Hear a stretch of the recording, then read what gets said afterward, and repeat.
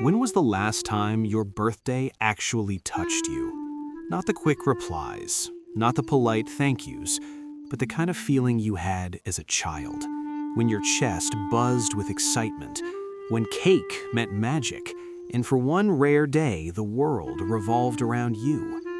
Then adulthood happened. The date still arrives, but the feeling doesn't. You wake up, a few notifications blink, maybe a parent calls, and then life continues. You tell people you don't celebrate anymore. You laugh it off. It's just another day. But is it? Because behind that casual tone, there's often something quieter going on. People who downplay their birthdays aren't distant to run feeling. Often, they're the most emotionally aware ones.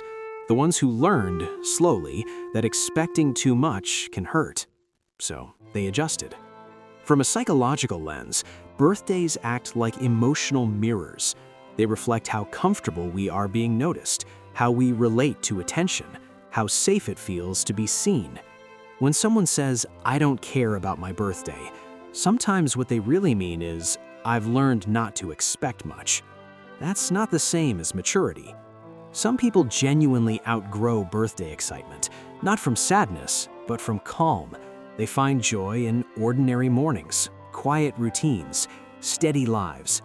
For them, celebration isn't tied to a date. Living itself feels enough. But for others, birthdays are layered, subtle, complicated.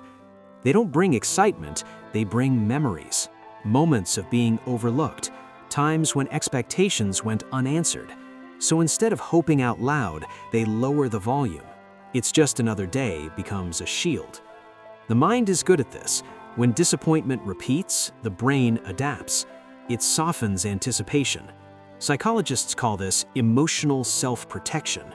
You stop hoping loudly because silence feels safer. And while that keeps you balanced, it can also dim joy, slowly, quietly. You begin to move through your own life carefully, present but slightly distant, like a guest watching from the corner. Notice how many people smile and say they don't care about birthdays, yet later they still notice who didn't reach out, who forgot, who stayed silent. That's because caring never really disappears, it just changes shape. Even indifference can be a form of care, compressed, guarded, hidden. There's a psychological pattern behind this, avoiding validation because rejection once felt too sharp. It often forms in people who learned early that needing things was inconvenient, so they became self-contained. When someone treats their birthday like a regular day, don't assume they're detached. Sometimes they've just made peace with disappointment. They chose control over vulnerability. But control has a cost, because beneath the calm surface, there's a truth we all share. We want to be seen. Not applauded, not showered with attention, just recognized. Birthdays symbolize existence itself, one day a year that says, "You're here, and that matters." And that reminder can stir everything at once: gratitude, loneliness, nostalgia, reflection. Birthdays also carry time. They quietly ask questions. How far have I come? How far did I think I'd be? For some, minimizing the day is a way to keep time from feeling heavy. If it's not a big deal, another year passing won't hurt as much. There's also something cultural about it.